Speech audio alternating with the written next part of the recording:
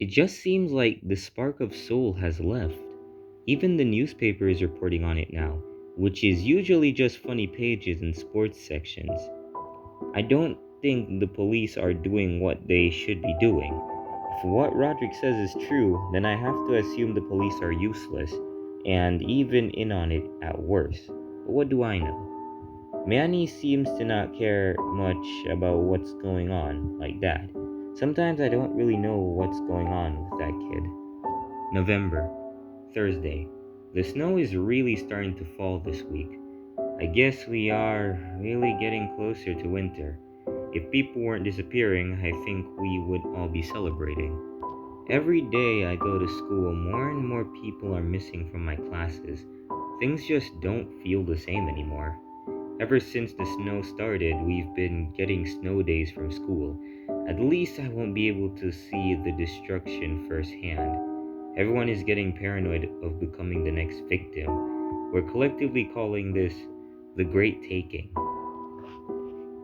The police say they're investigating the disappearances as if they were murders, which I guess they are, and they haven't found a single clue. As the police investigate, several of their own officers have also gone missing during the investigation. They say that the only commonality between the cases is a sudden disappearance with no warning, leaving no trace of the victim behind. No struggle, no sound, nobody notices when they disappear. They say that the hardest part is that they have no witnesses that see the crime actually happen, so they don't know what to look for. Even they're getting scared. There's even talk of sending the military, but I don't think anything new will come up from that. I also talked to Holly Hill again today, and she unfortunately told me what exactly I expected to hear. What's happening in your family is what's happening to mine. Everyone is scared, shutting themselves away from everyone else in fear. If this is a common thing now, then I know the entire town is going to hell. I thought of all the people that may have a faint idea on what's happening, and it struck me. Alex Aruda. Alex was the smartest kid in my grade, and if anyone knew what was going on, it was him. I was able to track Alex down during our free period, and as usual, he was studying in homeroom. I came up to him and asked what was going on. I guess a few people noticed me, because soon there was a small crowd. After exchanging greetings, he spoke to us. I think what's happening here is no accident. Clearly, this is not the work of a gang or even a large organization. I think there is something else going on, bigger than any one group could achieve in such a short amount of time. I think that shook us all. We were expecting some kind of criminal underworld or even a virus outbreak, but what he was saying was beyond anything we had expected.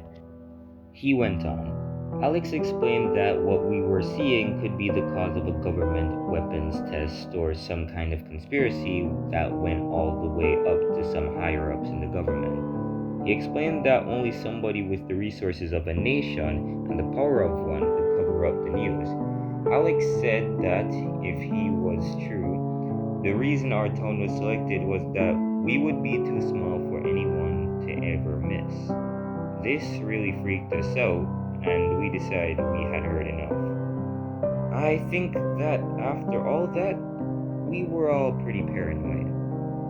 Ever since getting back from the vigil a few weeks ago, I haven't seen Rowley around, and I think that he went missing. I've tried to text him over the phone, but I've gotten no response. I don't know how I'll get through this without him. When I came home from school today, I think I even heard Mr. and Mrs. Jefferson crying through an open window. The snow is really starting to come down now, and I hope it means that I get to stay away from school a while longer. If this really is some government weapons test or some gang taking people out when nobody's looking, this snow cover will really help them. I just hope I can keep me and my family safe if they ever decide to come for us. Wednesday. I think mom disappeared. I never expected this to ever happen. I really can't believe it. It started this morning. Mom and Dad have started arguing about the newspaper and what they should do next. Well, today was pretty heated compared to most. After yelling up an absolute storm for about 15 minutes, Mom stormed upstairs to her room and slammed the door in Dad's face. Dad simply got a rage-filled blank expression and headed downstairs for breakfast after. For a while, I thought I could hear crying coming through the wall, but I couldn't be sure. After a while, I think Dad came to his senses and headed upstairs. After knocking and waiting for a few minutes, he opened the door and found the room empty. After about 5 minutes of looking in every corner of the room, calling for Mom, I think he finally broke. He just got a glazed over look in his eyes and told me to call the police right away. I didn't ask questions and I called them. Several minutes later, a squad car showed up at our door. The officer introduced himself as Sergeant Timothy. After exchanging names, Dad led Timothy into Mom's room and explained the situation to him. When I opened the door to try to talk to her, she was just gone, as if she was never here. Once the two were done talking, Timothy walked around the room and did what I thought was some investigating. Then he turned to Dad and explained what was happening. Officer Timothy explained that when people disappeared, it was always a single person while being unobserved. He explained that it always went the same way, regardless on who the person was or what they were doing. The only two things in common were that they were alone and that no trace was left behind.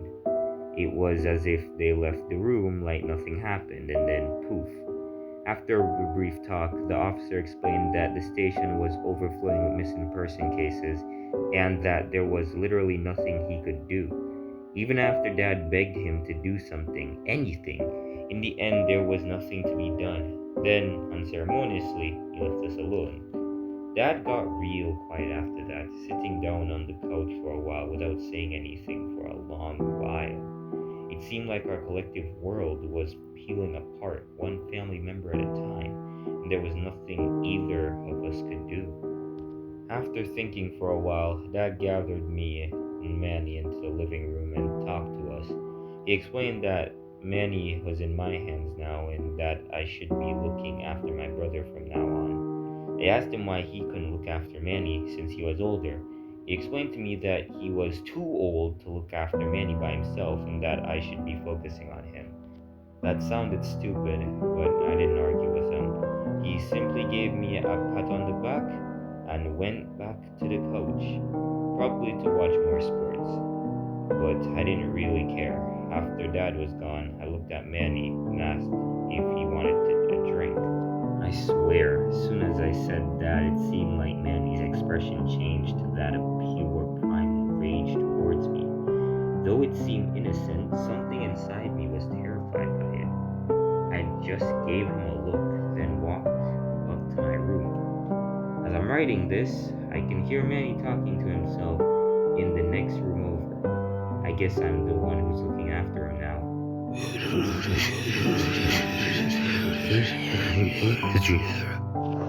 I hope, for my sake and his own, that he's just talking to himself in there. Thursday. I feel like I'm going insane. Everybody is so quiet, keeping to themselves. I think the paranoia is starting to reach a fever peak. Pretty soon, someone's going to break, and then it may start a huge domino effect. It doesn't matter who you are, you know somebody who disappeared. Today at school, I met with Holly again. It went much like the other times, musing about how much we miss our old life and wishing that it would go back. When I finally brought up my mom, I felt like I was about to cry. Then, something unexpected happened. Holly hugged me. The moment we made contact, a billion thoughts flooded my mind.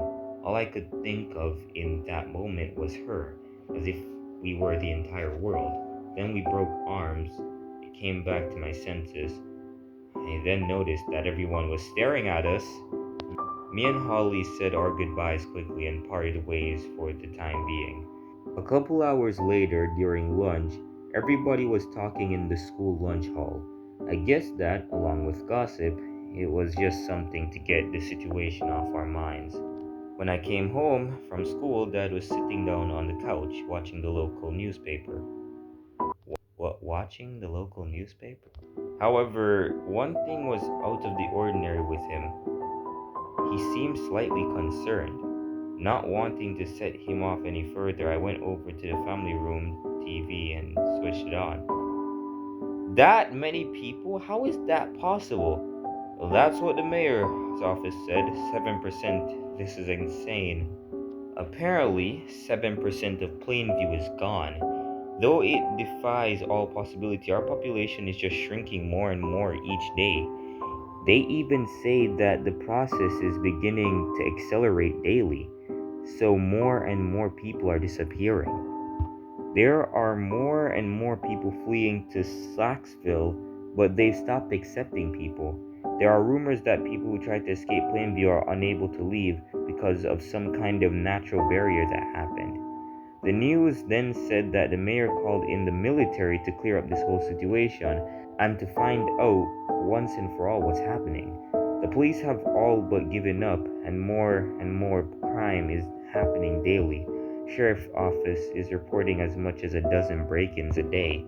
It feels like I'm on a sinking ship as we spiral closer and closer to the center of a whirlpool. Or maybe I'm just insane already, not seeing what's really happening.